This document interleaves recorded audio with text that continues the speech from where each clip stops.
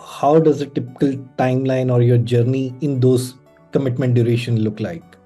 So the first table highlights that if you're using Linux, where you're expecting 48% savings, on day one, you've just made the commitment, you are yet to see the savings, but now you have a commitment obligation of $262,000 to be paid to Amazon in the next 3 years. At the end of year one, you would have saved $42,000. Again, on a spend of $7,200, you are saving close to $3,500 on a monthly basis. Hence, in 12 months, that converts to $42,000. And you will still have a commitment obligation of $175,000 at the end of year one. So think of a scenario when your business priorities change, or for whatever reason you realize that maybe it makes more sense for you to run your workloads on Azure or GCP, then that's the obligation that you're looking at.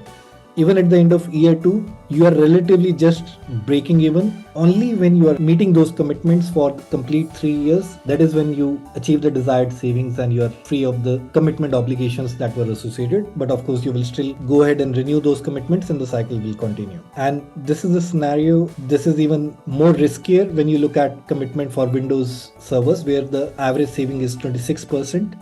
So even at the end of 2 years, you would have achieved a savings of $46,000, but the pending commitment obligations would still be $87,000. And in both the cases, currently we are not factoring in two areas. One, we are assuming that at least for that tenure, you have done 100% utilization. If there were certain hours when you were not utilizing those commitments, of course, the savings achieved will be even lower than the numbers that we are looking at. At the same time, we are getting these benefits only at the inventory that we have already committed. So out of 100 servers, if we have gone ahead and made the commitment for, let's say, 60% of our inventory, then we are enjoying these savings only on those 60% servers. The rest 40% servers will continue to get billed on demand.